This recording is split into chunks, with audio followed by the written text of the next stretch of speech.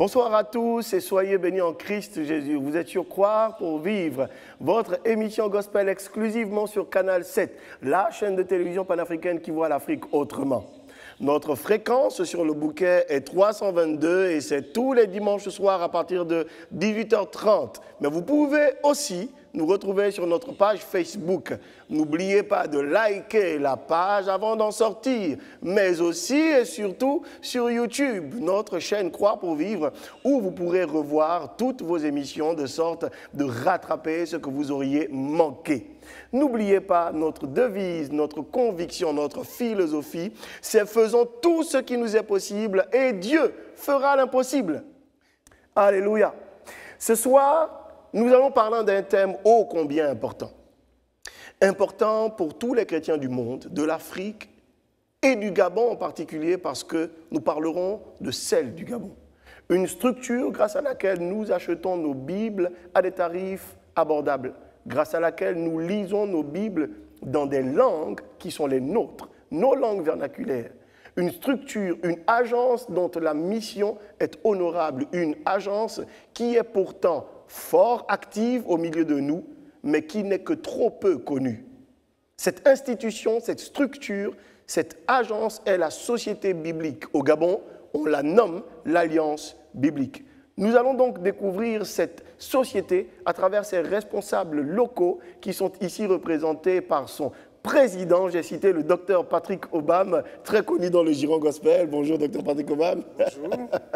Et de l'autre côté, nous avons le pasteur Thierry Mabiala, peu populaire, mais bien plus présent et efficace qu'on ne le saura jamais. Bonjour, pasteur Thierry.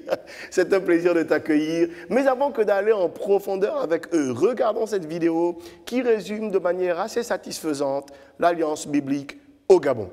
Et on se retrouve juste derrière avec les serviteurs de Dieu.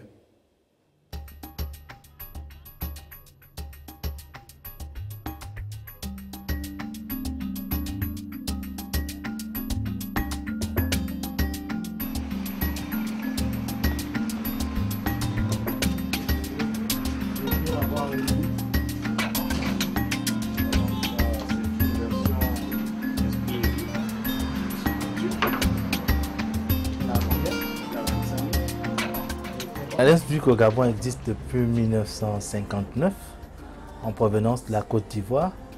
Elle s'est implantée au Cameroun et en même temps au Gabon, donc plus précisément au Gabon dans la province du Wellington, à Oyem. Et elle est restée à Oyem jusqu'en 1974.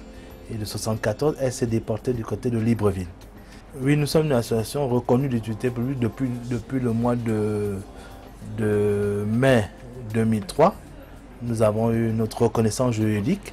Aujourd'hui, nous sommes libres de mener dans la liberté et dans la légalité nos différentes activités au niveau de la nation. Et comme partenaire, nous avons pour partenaire toutes les autres églises implantées au niveau du Gabon, donc que ce soit l'église évangélique du Gabon, les assemblées de Dieu du Gabon, l'église adventiste du 7e jour, les églises de réveil comme le centre de nation Bethanie, Christ révélé aux nations. Les catholiques sont membres à part entière de notre conseil d'administration. Mais il faut savoir que l'Alliance biblique est l'une des rares structures au monde qui fait en sorte que plusieurs communautés se retrouvent sans pourtant pas des problèmes doctrinaux parce que nous avons un message commun, la Bible, qui nous réunit, où nous sommes tous d'accord que la Bible est la parole de Dieu. À ce sujet-là, toutes ces communautés se reconnaissant de la Bible, s'asseyent autour de la Bible et discutent autour de la Bible. Au niveau du Gabon, ça se passe très bien parce que nous réussissons à avoir toutes ces communautés à nos rencontres et c'est quelque chose de formidable. Bon, au niveau de l'Alliance biblique du Gabon, nous avons beaucoup de projets. Nous avons repris par exemple des projets de traduction parce que ça faisait très longtemps que la traduction s'était arrêtée. Depuis la dernière parution s'est produite en 83. Donc depuis lors, les projets de traduction avaient été arrêtés. Mais nous avons repris le projet de traduction Nzebi et la Bible est en voie d'être finie. Parce que d'ici quelques années, les Nzebi auront une Bible complète, l'Ancien et le Nouveau Testament. Nous avons commencé aussi un nouveau projet de traduction, donc la Bible Michoro. Et nous espérons que d'ici 2017, par la grâce de Dieu, nous donnerons au peuple Michoro une Bible complète. Et ensuite, nous avons décidé de refaire la révision de la Bible Fan. Parce qu'on s'est rendu compte que la Bible Fan qui existe, elle est vieille. et les gens ne se retrouvent plus au niveau de la langue. Donc pour nous, il était important que nous attaquions la révision de cette traduction-là. Maintenant, au niveau d'autres projets comme La foi vient en écoutant, nous avons mis déjà en audio la Bible en langue Inzebi. Nous avons mis le fond en audio et nous pensons mettre d'ici l'année prochaine, nous mettrons certainement la Bible au Miene et ensuite le Michoro en audio pour permettre à ce que pendant que ces chantiers de traduction sont en train de pouvoir évoluer, les gens en prendront déjà écouter déjà ces différentes langues et auront le désir de lire la Bible dans leur langue. Maintenant, au niveau de la diffusion, nous voulons augmenter la diffusion au niveau du Gabon. Nous avons des projets qui sont très importants comme le Marathon de la Bible, qui est un projet particulier qui n'est fait qu'au Gabon, où nous utilisons des jeunes comme diffuseurs des Saintes Écritures. Et ces jeunes diffusent à travers les différents quartiers et dans la vision une Bible, une personne. Au niveau des églises, la petite enfance n'est pas souvent prise en compte. Les pasteurs s'occupent plus des adultes, mais les enfants sont parfois oubliés dans une salle, parqués dans une salle, et parfois la méthode utilisée pour la transmission du message n'est pas la méthode qu'il faut. Et quand ces jeunes grandissent, abandonnent parfois nos églises. Et nous nous sommes dit, il faut enseigner des gens spécialisés qui devront suivre ces enfants-là pour faire en sorte, comme la Bible dit qu'enseigne l'enfant selon la voie qu'il doit suivre, lorsqu'il devient grand, il ne s'en détourne point. Et nous pensons qu'il était important pour nous de nous lancer dans ce genre de projet. Donc c'est un projet que nous faisons chaque année. Nous formons des moniteurs et nous leur donnons du matériel pour pouvoir suivre la petite enfance. Au niveau de l'Alliance biblique universelle, nous nous sommes rendus compte qu'on ne pouvait pas seulement faire la diffusion de la Bible, alors que le monde a des problèmes, a des difficultés. Au niveau de l'Afrique, nous avons choisi la problématique du sida, tout simplement parce que nous nous rendons compte que le sida fait des ravages au niveau de notre continent. Donc, dès les années 2000, un concept a été mis sur le texte du bon samaritain. Où est le bon samaritain aujourd'hui? Au niveau du Gabon, nous nous sommes lancés dans ce programme depuis septembre 2007 et nous organisons des séminaires de formation au niveau des églises. Nous leur donnons du matériel qui permet aux églises de pouvoir lutter et de pouvoir aider ceux qui sont affectés. Et je vous assure que nous avons d'énormes témoignages des gens qui nous disent qu'ils sont contents et qu'ils aimeraient bien que le projet continue à exister.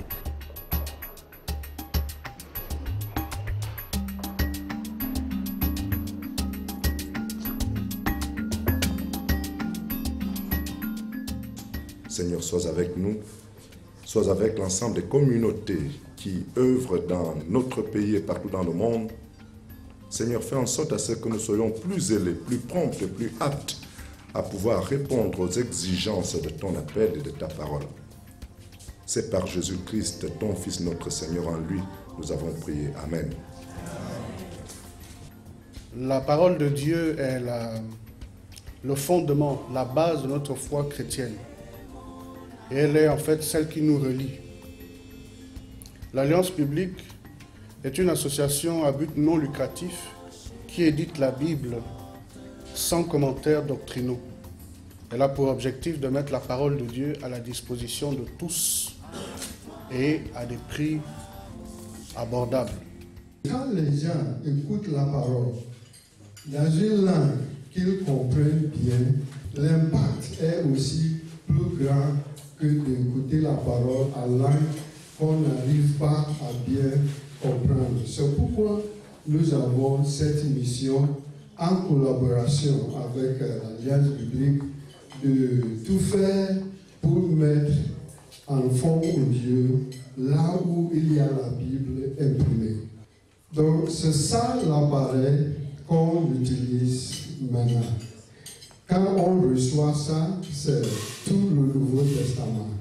Et on peut faire jouer ça de plusieurs manières. Disons, dans un endroit où il n'y a pas d'électricité, on peut se servir du panneau solaire. Et bon, s'il y a l'électricité, on peut brancher et on peut jouer. Mais au cas où il n'y a pas d'électricité, il n'y a pas de soleil, il y a le manivelle, c'est-à-dire on peut charger ça.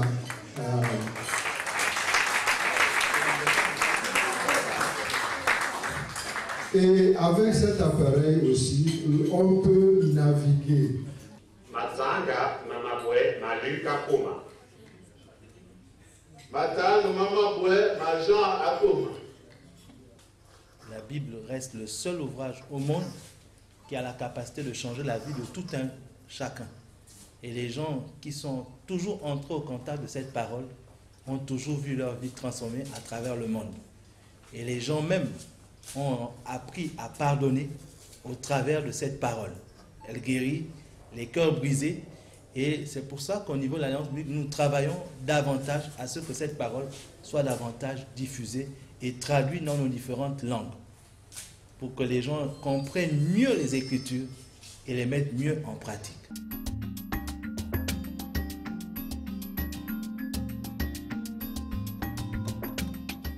Le principal message que j'ai voulu faire passer aux églises cette matinée, c'était un appel en fait à ce qu'il y ait encore davantage de membres à l'Alliance biblique du Gabon pour que nous puissions avoir un autofinancement. Au lieu de compter toujours sur les financements qui viennent des partenaires extérieurs, nous voulons avoir déjà avec nous une base de financement nécessaire et pour cela nous voulons augmenter le nombre de membres, intéresser davantage les églises. Nous savons qu'il y a un grand nombre d'églises, de nouvelles églises qui sont nées ici au Gabon. Et beaucoup de ces églises ne connaissent pas encore l'Alliance biblique. Nous voulons que ces nouvelles églises entrent au sein du conseil d'administration de l'Alliance biblique et que leurs membres puissent aussi être des cotisants au sein de l'Alliance biblique et participer à cette œuvre exaltante. La même méthode que Monseigneur nous a préconisée, c'est la même qui est engagée dans l'Alliance biblique universelle.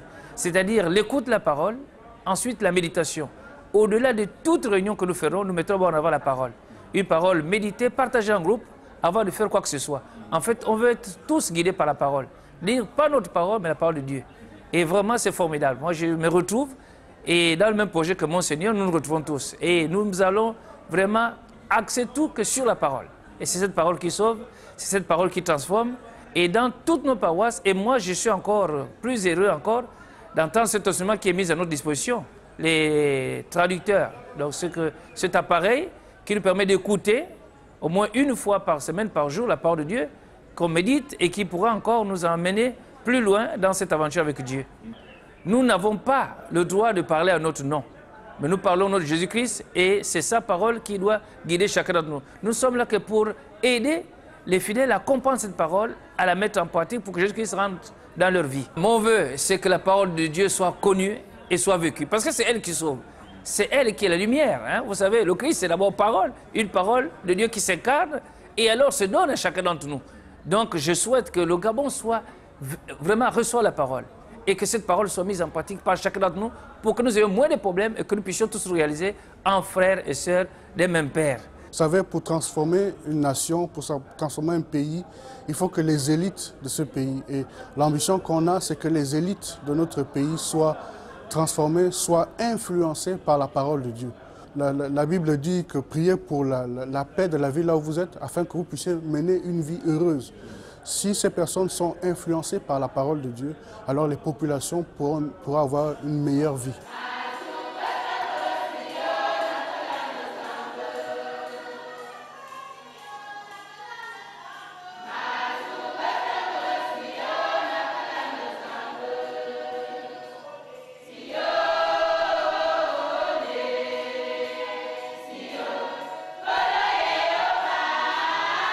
C'est impressionnant de se rendre compte combien de fois nous sommes nombreux en tout cas, à être ignorants de l'action de l'Alliance biblique au Gabon. C'est-à-dire que si on revient, allez, vous êtes sur le plateau, on a vu une vidéo, d'accord, mais là on est sur le plateau, allez, on revient. L'Alliance biblique, dit en d'autres mots par le directeur général de l'Alliance biblique du Gabon. Comme nous l'avons présenté dans le documentaire, il faut dire que l'Alliance biblique du Gabon est une structure inter-ecclésiastique. Déjà, sa particularité, c'est qu'elle est inter-ecclésiastique. C'est l'un des organismes qui réunit en son sein les différentes communautés existantes qui ont pour support la Bible. Tous ceux qui se reconnaissent autour de la Bible sont membres de l'Alliance biblique au niveau du Gabon et au niveau international. Donc l'Église catholique, l'Église adventiste du 7e jour, l'Église évangélique, et les églises de réveil sont membres de l'Alliance biblique. Et cette structure dont la vision est de traduire et de permettre aux gens d'avoir un accès aux Saintes Écritures. Il faut dire que son histoire part depuis 1804 dans les pays de Galles. Tout simplement, dans ce pays de Galles vivait une jeune fille du nom de Maria Jones qui était très pauvre et qui allait dans une école chrétienne fondée par un pasteur Charles. Et dans cette école était exigée l'étude de la Bible. Et chaque fois qu'elle lisait la Bible, cela produisait la joie et la paix dans son cœur. Et c'est comme ça que cette jeune fille qui n'avait que 10 ans a décidé d'investir 6 années de sa vie pour mettre de côté de l'argent afin de rentrer en possession de ce document précieux qui est de la Bible. Elle a travaillé pendant 6 ans. Au bout de 6 ans, elle avait assez d'argent et elle a parcouru 40 km. À cette époque, la route n'était pas ce qu'elle est aujourd'hui. Absolument, absolument. Avec tous les risques. Et vous voyez bien que le désir de posséder la Bible a donné à cette jeune fille un désir de parcourir et ne pas voir le risque qui était devant elle. D'être agressée, elle n'avait que 16 ans. Elle a parcouru 40 km. Arrivée devant le pasteur Charles, malheureusement, le pasteur Charles n'avait plus de Bible. Wow. Il ne restait qu'une seule Bible qui avait été réservée par un ami du pasteur Charles. Et Maria Jones fondit à larmes devant le pasteur Charles. Et le pasteur Charles, touché par le témoignage de Maria Jones, décide de céder cette Bible à Maria Jones. Et Maria Jones refait le chemin de retour jusqu'au village en chantant parce qu'elle était rentrée enfin en possession de l'outil le plus précieux qui est la Bible. Wow. Et lorsque Charles est resté, Charles s'est dit certainement à travers le monde, il y a accès de Maria Jones, des gens qui ont besoin de la Bible, mais ces gens sont pauvres parce qu'ils n'ont pas d'argent pour pouvoir se procurer une Bible. Je vous assure, pour éditer une Bible, c'est un investissement très lourd. Très lourd, très lourd. Et malheureusement, les pauvres ne peuvent pas s'en la procurer. Et c'est comme ça que Charles s'est dit, nous allons mettre ensemble une structure que nous allons appeler, à l'époque, Société biblique britannique et étrangère, parce qu'elle a été créée au niveau du Royaume-Uni. Et cette Société biblique britannique et étrangère s'est développée, et en 1946, nous nous sommes dit, nous ne pouvons pas continuer à nous faire appeler Société biblique britannique et étrangère, puisque nous sommes une somme des sociétés bibliques nationales. Nous décidons de créer un nom qui unifie toutes les nations. Et en anglais, nous avons mis en place ce qu'on appelle United Bible Societies. En français, Alliance biblique universelle. Et voilà comment est née l'Alliance biblique universelle, donc le 9 mai 1946. Wow. Et énorme. Elle avait déjà du chemin parce que ça faisait plus de 100 ans qu'elle existait lorsqu'elle prend le nom Alliance biblique universelle, parce que il faut dire qu'en 2004, nous avons fêté les 200 ans de l'Alliance biblique. Wow. Wow. En 2004. Énorme. Et en 2016, nous fêterons les 200 ans de la Société biblique américaine. Et celle de Gabon, elle a plus de 50 ans d'existence. Parce qu'il faut dire que notre histoire part depuis 1959. Bien que l'histoire de la traduction de la Bible existe depuis 1874. Parce que quand les premiers missionnaires arrivent en 1842, il était question de traduire cette parole pour permettre aux gens qui étaient évangélisés de connaître mieux les Écritures. Et à cet instant, des chantiers de traduction ont commencé. Et on a traduit l'une de nos premières Bibles, donc la Bible en langue omienné, traduite en 1927. Wow. Wow. Et en 1959, nous finissons la Bible en langue fan. Vous voyez bien que les chantiers de traduction existaient déjà, bien avant que la Société biblique ne s'installe au Gabon. Nous avons fait tout simplement, en installant la Société biblique, une continuation du travail fait par les missionnaires. Ça, c'est énorme. Et pour permettre à ce que les peuples aient la Bible dans leur langue et qu'ils comprennent mieux les Écritures. Parce que le but, c'est que les gens doivent comprendre ce qu'ils lisent. Comment croiront-ils s'ils ne comprennent pas ce qu'ils lisent? Et notre objectif, c'est de faire en sorte que les gens comprennent cette Écriture. Wow. Et ça, c'est la naissance de l'Alliance publique. Et ensuite, le pasteur IP, qui vient de la Côte d'Ivoire, décide d'installer une société biblique au Cameroun et au Gabon. Le Gabon. Mais on va en revenir dans la suite de notre émission. C'est fort édifiant, c'est fort édifiant. Et je tiens à faire observer à nos téléspectateurs la précision des dates. On voit bien le côté historien, n'est-ce pas, de notre directeur général.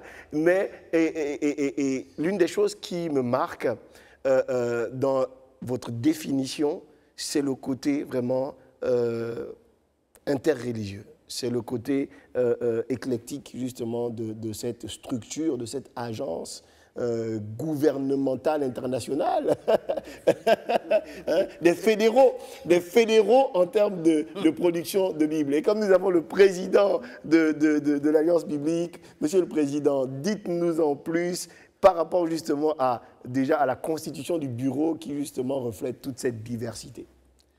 Merci. Comme le disait le directeur, l'Alliance biblique, c'est une association interconfessionnelle. Au Gabon, souvent, les gens confondent souvent avec l'Alliance chrétienne, qui est une dénomination locale. Il s'agit ici de l'Alliance biblique du Gabon, en anglais Bible Society of Gabon, en fait, qu'il deviendra dans quelques mois. C'est une association qui regroupe l'ensemble des communautés qui utilisent la Bible, comme on le voyait tout à l'heure dans le document qui passe.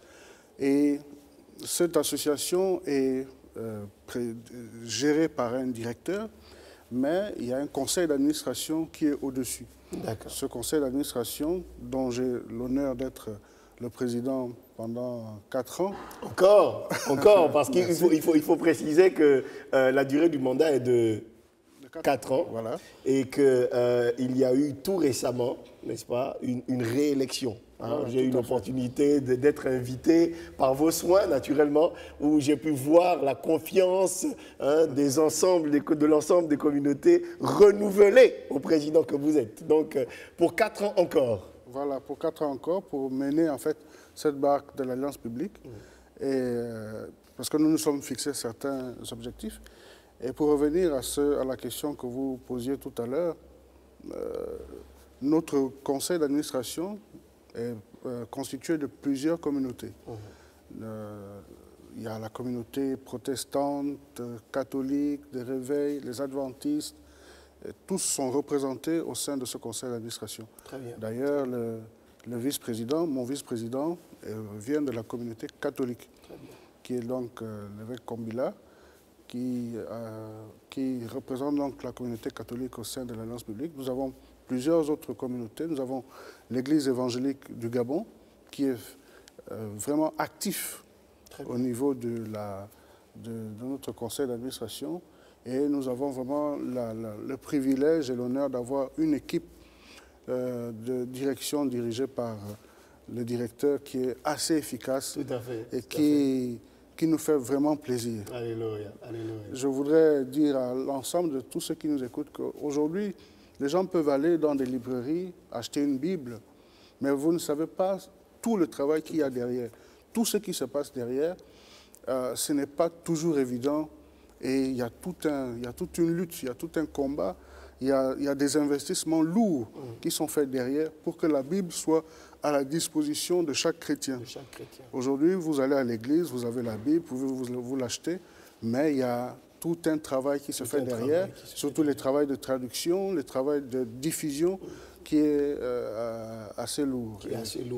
Mais moi, je tiens à dire particulièrement, en tout cas personnellement, que j'ai été hautement touché, hautement interpellé lors de justement cette assemblée générale où vous êtes encore revenu sur la vision et la nature même, l'existence même de l'Alliance biblique, parce que nombreux sont les chrétiens et chrétiennes qui achètent ce document ô combien important pour leur foi, mais qui n'ont aucune idée de son histoire, non pas de Jésus qui sauve, non pas d'Abraham, d'Isaac et de Jacob, non, mais du livre, du document, justement, que nous lisons, dans lequel on peut puiser toutes ces informations pour notre méditation et notre édification. Nombreux sont ceux qui sont chez eux, qui peuvent prendre cette Bible, qui la banalisent même parfois, qui la négligent même parfois, mais qui sont ignorants justement de tout le travail qu'il y a derrière. D'où justement l'invitation que je vous ai faite de venir nous édifier sur la question, parce que c'est énorme. Allez, comme ça, on se lance. Combien de temps faut-il pour traduire l'Ancien Testament et le Nouveau Testament? Ok. Avec toute l'avancée technologique, parce qu'il faut dire qu'au niveau de l'Alliance biblique universelle, nous avons beaucoup investi. Nous avons investi des outils qui font en sorte que nous arrivons aujourd'hui à raccourcir les temps de traduction. Wow. Parce qu'avant, pour traduire, il fallait 20 ans, parfois 30 ans, parfois 40 ans. Aujourd'hui, avec la technologie et le travail que fait l'Alliance biblique universelle, nous avons réduit la traduction de l'Ancien Testament à 7 ans. Wow. Et 4 ans pour le Nouveau Testament, si les gens suivent véritablement le travail. Wow. Mais le plus dur, ce n'est pas de traduire, le plus dur, c'est d'avoir l'argent pour pouvoir investir dans la traduction. Parce que pour traduire une Bible, ça coûte énormément. Wow.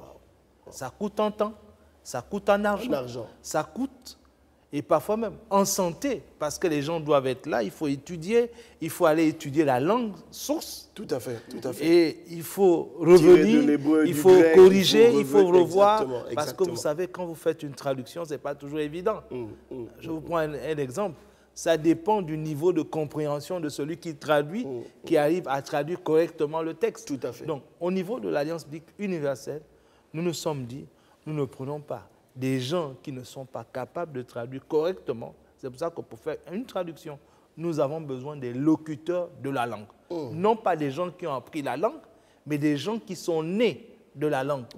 Parce qu'ils doivent connaître la langue. Tout à fait. Parce que quand vous étudiez une langue, même si vous l'enseignez, vous n'êtes pas capable de la comprendre correctement parce que vous l'avez étudiée. Il y a des tournures que vous aurez du mal à comprendre. Donc, ce qui nous concerne, nous sommes obligés de prendre des locuteurs de la langue. Ça, c'est la première chose. Deuxième chose, nous sommes obligés de mettre des exégèses qui vérifient bien que ce qui a été traduit répond bien au texte original. Nous sommes obligés de faire intervenir des ICAP, des conseillers en traduction, et nos conseillers sont formés. Et pour être conseillers au niveau de l'Alliance biblique, ce n'est pas n'importe qui que nous prenons. Nous prenons des gens qui ont passé leur doctorat et nous les testons parce qu'ils doivent traduire le texte et que le texte doit refléter le texte original. Pour permettre à ce que les gens comprennent Dieu, parce que la Bible, c'est Dieu qui parle. Nous ne faisons que la transcription du message de Dieu. Nous ne traduisons pas.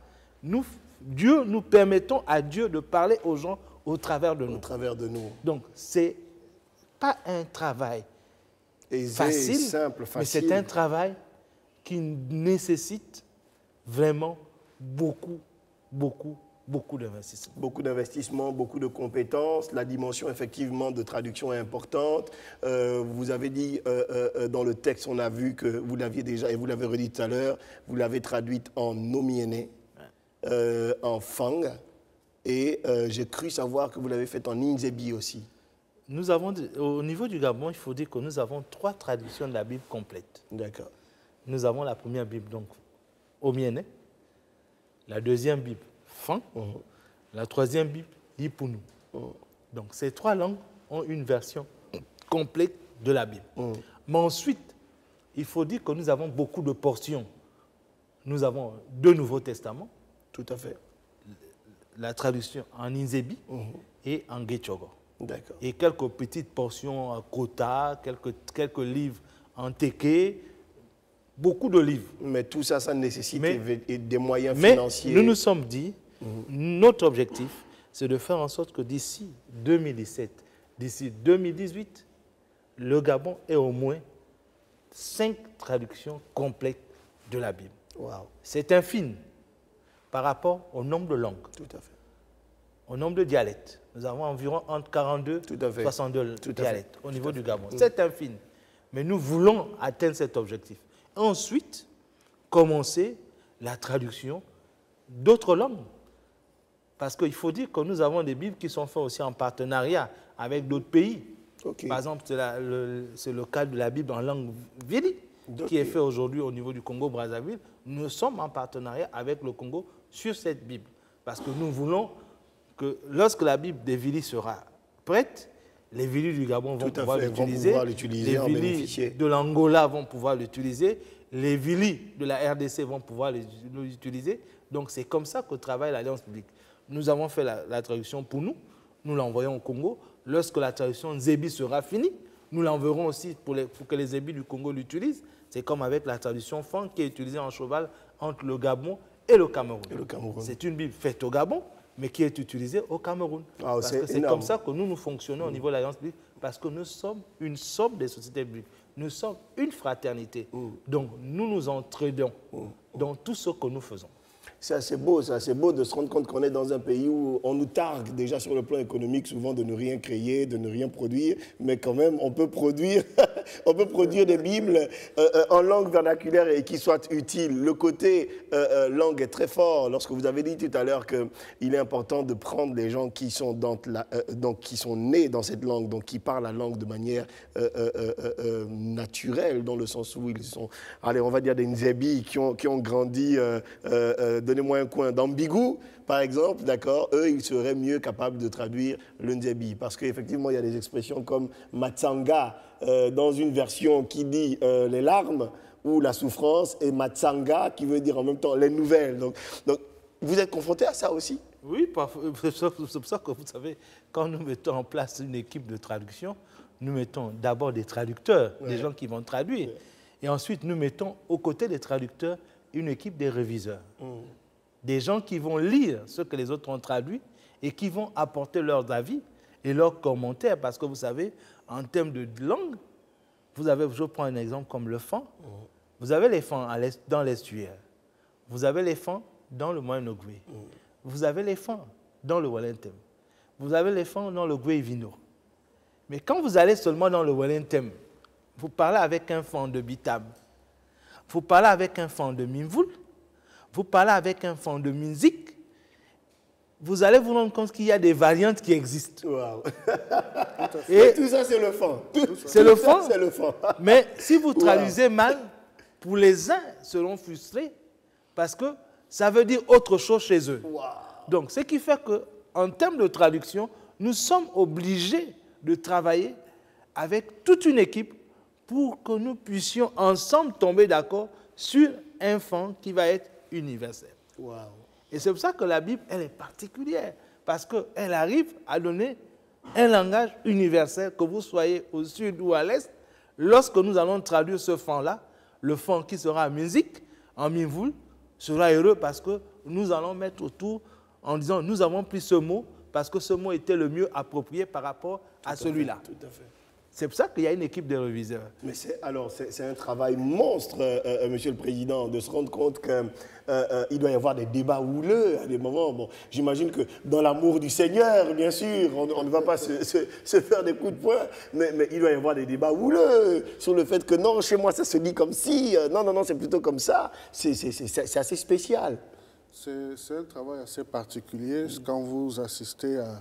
J'ai eu le privilège juste une fois de voir à peine des groupes de traducteurs en plein dans leur travail. C'est énorme. Ils prennent des heures et des heures et des heures.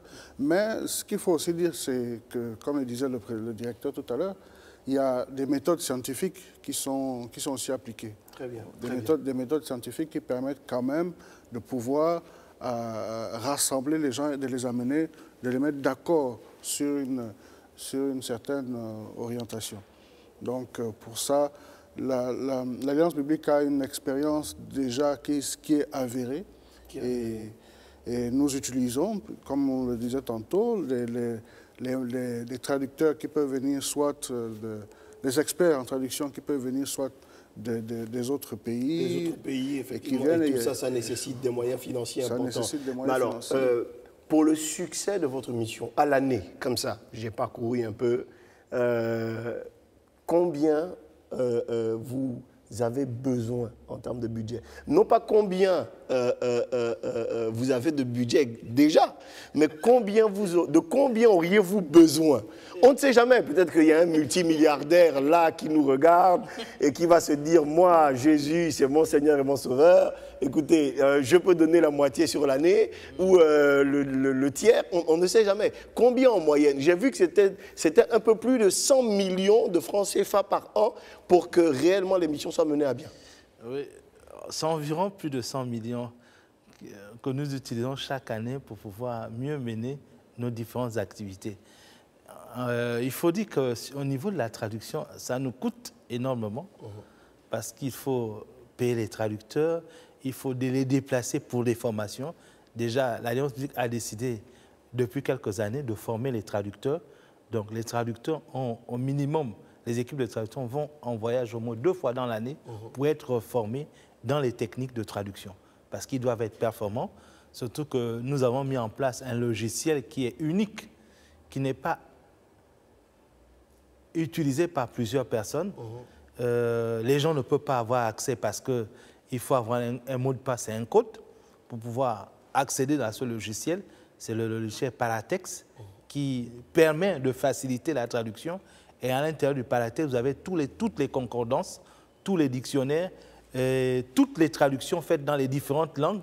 Et ça vous permet, lorsque vous traduisez et vous comparez ce que vous avez fait par rapport aux autres, et vous pouvez ouvrir au même moment 4 à 5 livres différentes traductions, et voir ce que vous faites, voir ce que les autres ont traduit, et comparer et voir si vous n'êtes pas un peu à côté de la plaque ou bien si vous êtes vraiment sur la ligne. Et ça coûte. Et il faut l'informatique. Il faut l'Internet. Parce que le logiciel n'est pas logé au Gabon, il est logé au Canada.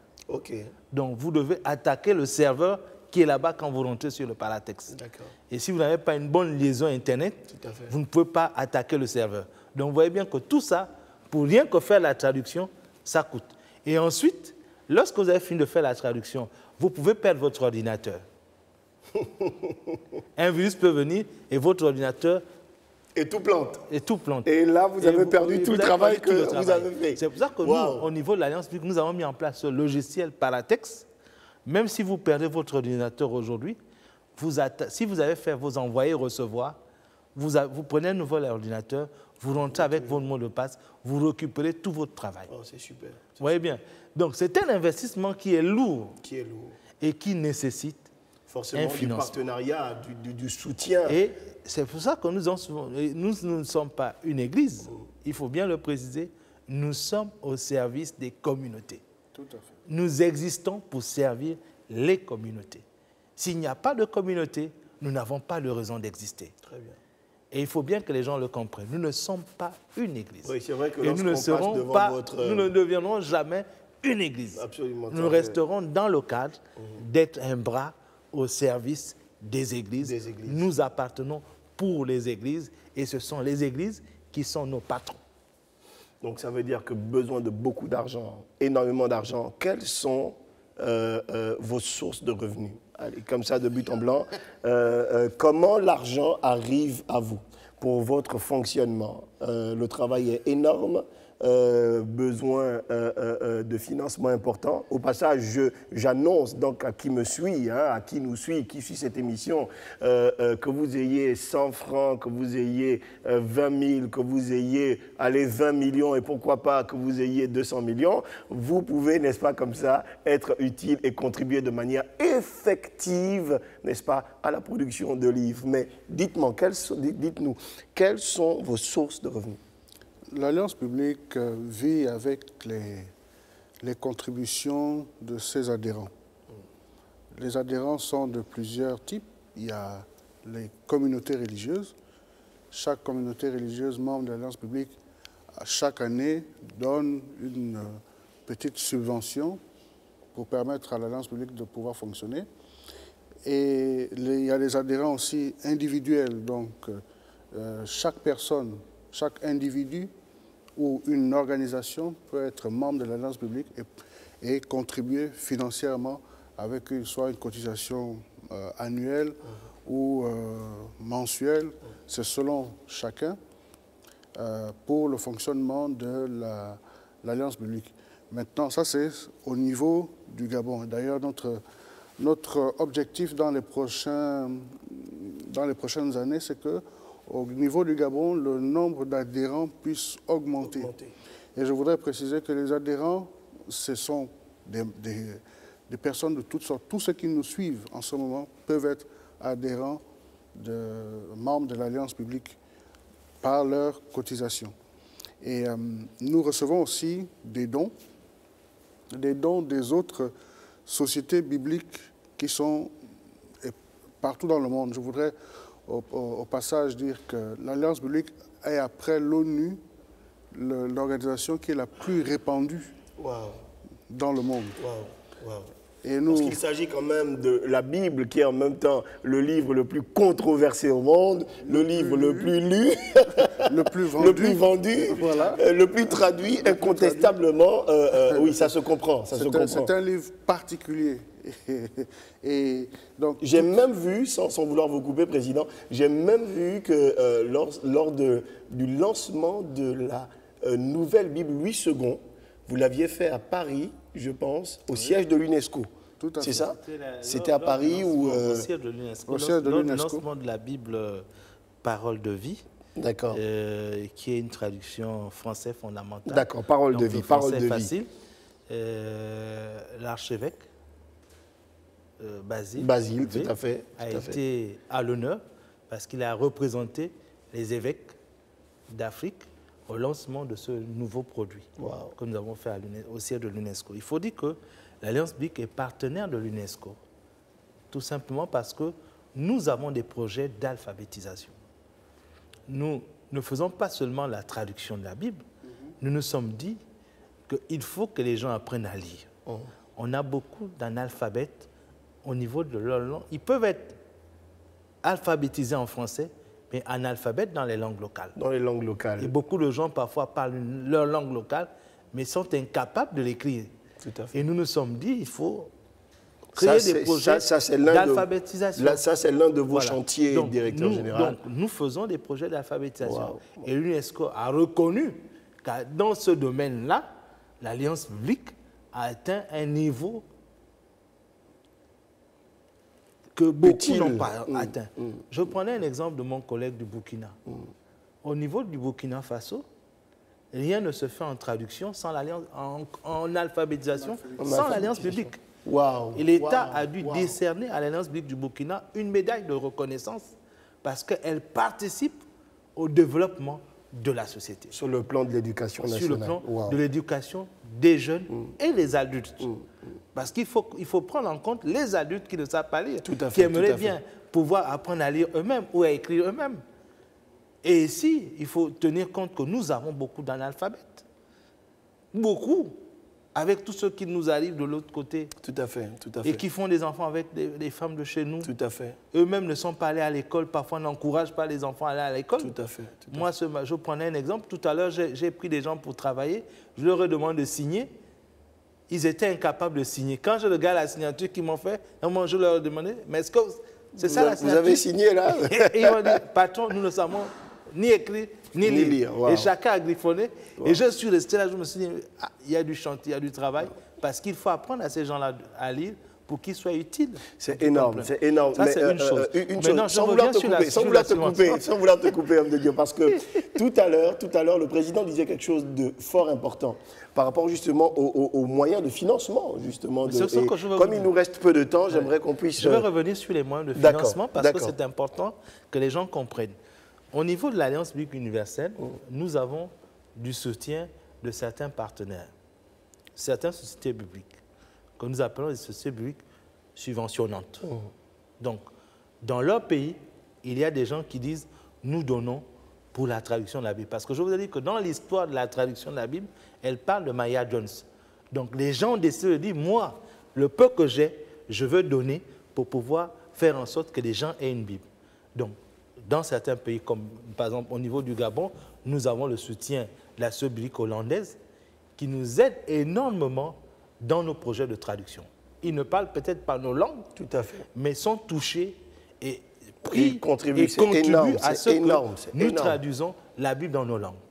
Nous avons par exemple la Société biblique américaine qui nous aide dans certains projets, ou la Société biblique, ce n'est pas pour faire leur publicité, la Société biblique coréenne qui nous aide aussi dans certains projets pour nous permettre d'avoir des moyens de pouvoir faire en sorte que les projets se réalisent.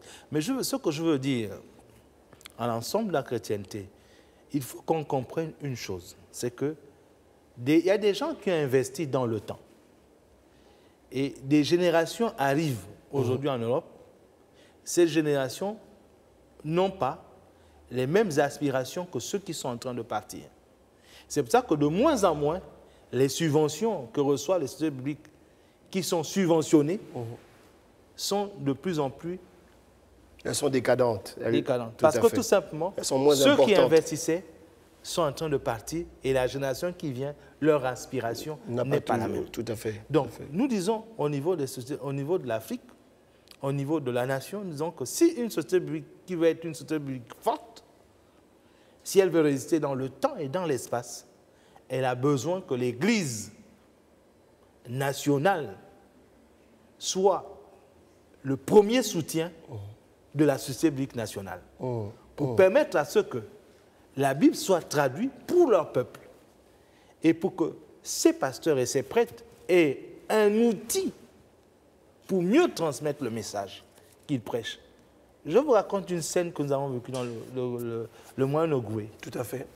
Un prédicateur prêche et il a un traducteur juste à côté de lui. Il dit « Ce qu'a fait Jésus ». Le traducteur dit « Jésus aimait le café ». Vous voyez bien, parce que tout simplement, pas mal, ça. Il n'a traduit qu'en fonction de de son niveau de compréhension. Wow. Et les gens se sont mis à rire. Et le prédicateur se dit, certainement j'ai dû dire une bêtise.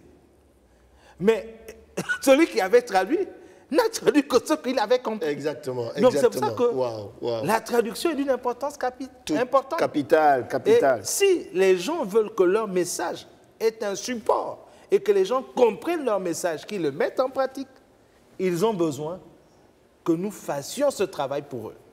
Et c'est très important. Je disais un jour à un ami d'une autre religion, je disais que la différence entre vous et nous, c'est que votre message ne passe pas correctement parce que votre message, vous voulez que cela soit dit dans une langue que les gens ne comprennent pas. Ils récitent quelque chose sans comprendre le sens de ce qu'ils sont en train de réciter, et ils ne peuvent pas le mettre en pratique. Mais nous disons, nous voulons que les gens mettent en pratique, mais comment pourrons-nous mettre en pratique, comme disait l'énigme éthiopien, s'il n'y a personne qui traduit le message à notre niveau de compréhension. Vous voyez pourquoi la traduction est d'une importance capitale. Nous voulons mettre le message au niveau de compréhension des auditeurs. Nous voulons mettre le message au niveau de compréhension des producteurs, des auditeurs, mais en quelques 3 minutes qui nous restent, Président, au-delà de la dimension corporative des églises, donc qui sont le premier subventionneur ou du moins la première source de financement, est-ce qu'un individu, une personnalité privée, une société, une entreprise peut contribuer? Comment ça se passe? Bien sûr, c'est ce que nous souhaitons d'ailleurs de plus en plus et davantage. Nous faisons tout pour que le nombre d'adhérents puisse augmenter. Nous faisons tout pour que l'information puisse passer. Je remercie d'ailleurs Canal 7 de nous permettre de pouvoir passer ce message. Si quelqu'un se lève, de quel que soit là où il est, pour pouvoir soutenir le travail de l'Alliance biblique, ce sera le bienvenu. Parce qu'il y a toute une organisation derrière. Il y a, comme on le dit, c'est une société avec un directeur, il y a un personnel. Tout à fait. Même si au niveau du conseil d'administration, c'est de manière bénévole que nous travaillons, mais le personnel est rémunéré. Donc nous avons vraiment besoin de soutien de tous ceux qui nous suivent, de tous ceux qui nous écoutent, afin de mener à bien le travail de l'Alliance biblique au Gabon? En fait, pour moi, je pense même qu'il faudrait carrément que tout chrétien, quel qu'il soit, qui a un boulot, qui a une entreprise, qui a une source de revenus quelconque, puisse intégrer dans son esprit, ok, il y a la dîme, il y a les offrandes courantes, mais il faudrait que je puisse provisionner un don ponctuel ou mensuel ou annuel pour l'Alliance biblique. Parce que cette Bible, ce qui est beau dans le travail que vous faites, et je vais terminer avec cela, c'est que ça concerne toutes les communautés qui ont pour point central Christ. Donc à l'intérieur, il n'y a pas de bagarre, il n'y a pas de clivage, il n'y a pas de discours. Et vous étiez donc sur Croire pour vivre, n'est-ce pas, sur Canal 7. On se retrouve la semaine prochaine pour, n'est-ce pas, poursuivre avec nos invités donc dans la deuxième partie, parce que c'est énorme les choses qu'il y a à dire. On se retrouve la semaine prochaine et gardez à l'esprit de faire une chose. Faisons tout ce qui nous est possible et Dieu fera l'impossible. Soyez bénis dans le nom de Jésus. À la semaine prochaine.